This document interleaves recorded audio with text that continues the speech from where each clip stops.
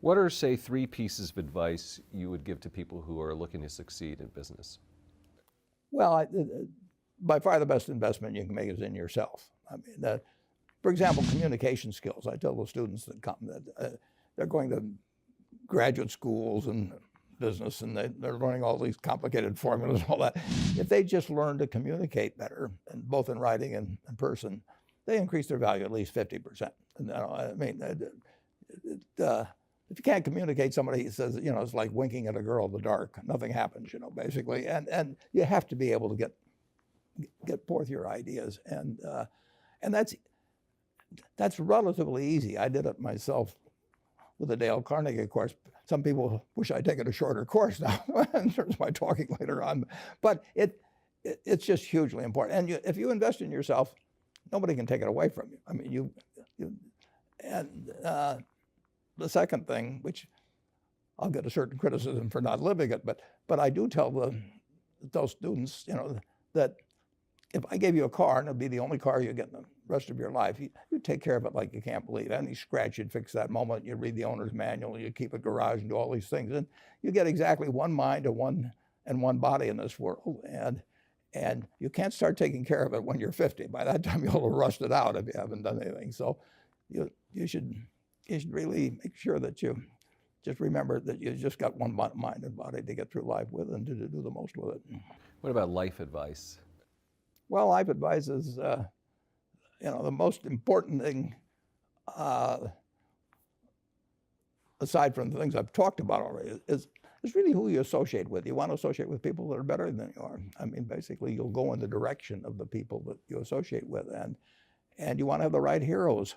You want people, if you want to emulate somebody, you better pick very carefully who you want to emulate. And when obviously you can't pick your parents, they're going to have an enormous influence on you, but you don't get a choice on that. But you get choices as you go down the line, and who you admire, who you want to copy, and the most important for most people in terms of that decision is their spouse. It's also important in terms of a partner in business, but the partner in life is the most important one. You want to pick a spouse that's better than you are, and then he or she, and you hope they don't figure it out too fast. Great. Biggest mistakes people make when investing? Well, they try to, they just don't realize that all you have to do is just buy a cross-section of America and then never listen to people like me or read the papers or do anything subsequently. They think that because you can trade, you should trade. You buy a farm, you buy an apartment house, you can't resell it tomorrow, and the cost of moving around. Now you get something handed to you, liquidity, which is instant. You can sell, and the cost of doing it are pennies, compared to other kinds of investment activity. So because they can so easily move around, they do move around, and moving around is not smarter than investing. You have a pretty cool morning routine regarding what you have for breakfast and how prosperous you feel. What is that? Well, I now actually send somebody over to McDonald's usually to get me something. Since the publicity I got from earlier describing my habits at McDonald's, I now have somebody go in the office, but that was more for entertainment value. I actually eat exactly what I like to eat. If I liked it on my 6th birthday, at my 6th birthday party when we had hot dogs and hamburgers and Coke and ice cream with chocolate, I still like it. And I don't care about anything subsequently. I discovered it all by the time I was 6. If somebody offered me a deal when I was 20 and said, you're going to live 1 year longer, instead of living to 88, you'll live to 89 or whatever it may be, if you eat nothing but broccoli and Brussels sprouts and onions and all these things, I just said, I'll take the last year off. It probably won't be that good anyway. So I eat what I like to eat. I'm not venturesome in that area. I like how you lumped in onions with broccoli and Brussels sprouts. Never heard that before. I just don't happen to like onions, but no, I don't put them in the same category. Okay. You and George H.W. Bush, I think. Is business school worth it? Depends on the person. Much more than it depends on the school. I mean, I wouldn't worry some people are going to get a lot out of advanced education, and some people are going to get very little. And I don't even think it's important that every person go to college at all. I mean, we have all kinds of jobs at 70 or so thousand a year, 80,000 a year, that college training is not of use. And I actually was not keen on going to college myself. Yeah, my dad kind of jollied me into it. He could get me to do anything, but if they'd had an SAT test in those days, he would have taken the test for me. but because I knew I could have a good time, and I liked investing, and I didn't really feel I could read the books. So I don't, it's a big commitment to take 4 years, and the cost involved, and maybe the loans involved, and everything. And I think, depending on what your interests are in life, I don't think it's for everybody. I think it's for a lot of people, but there ought to be a reason you're going, and I didn't really see much reason. Got it. Favorite book? Well, the favorite book from an the book that had the most impact on my life was The Intelligent Investor by Ben Graham. I knew you were going to say that. And finally, what do you carry in your wallet, and how much money do you tend to carry around? Well, I probably carry maybe $400. I actually, my wife likes to use cash, so I just take home a chunk of cash every now and then she doles it out. She looks at my billfold and sees whether all the hundreds are gone.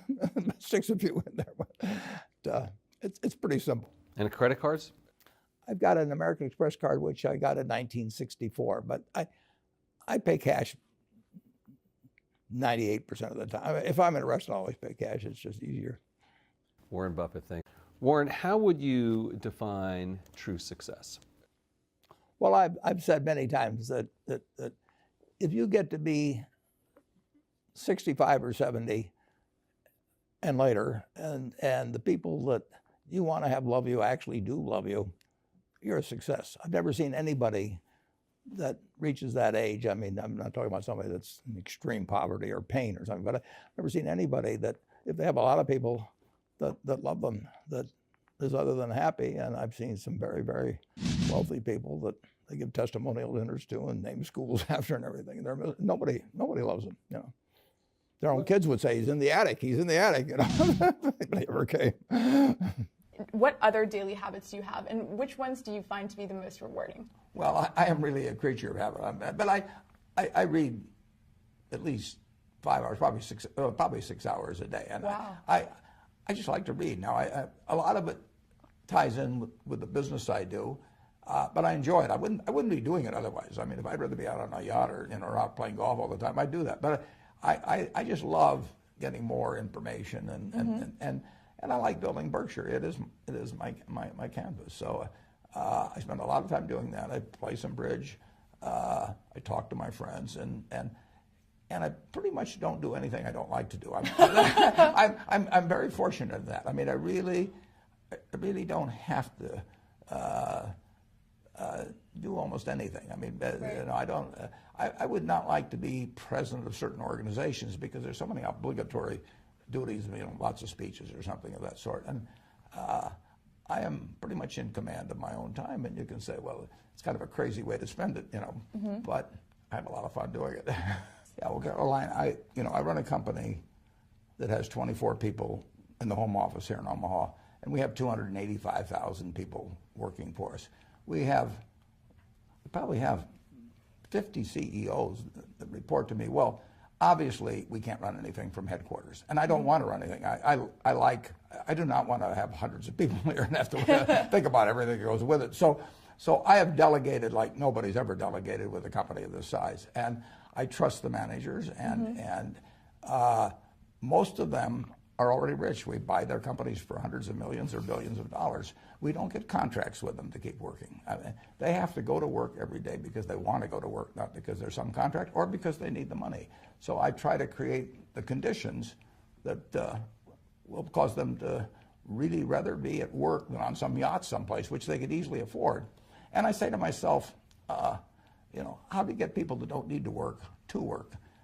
Well, you give them something that they love to work on. And, Right. you know, I don't need to work, but I jump out of bed every morning. I'm excited. I come to the office because I think I'm painting this painting, which is Berkshire Hathaway, and the canvas is of unlimited size, and I get to paint, and I get to paint the way I want to paint. And I feel the same thing works for our managers. And, you know, every now and then you have a disappointment, but overwhelmingly, if you put trust in the equation with people that have already shown they have a lot of ability running their business, and it's real trust, and they don't report to committees at headquarters or do anything like that. We've never had a committee meeting. We don't have any committees, so how could we have one? And overwhelmingly, those people do a good job, and then they deserve appreciation when they do it. I like applause, you know, and if I like applause, you know, I'm sure they like applause. And what they really like is intelligent applause from a real critic, and you know, they get that when they get that from me. And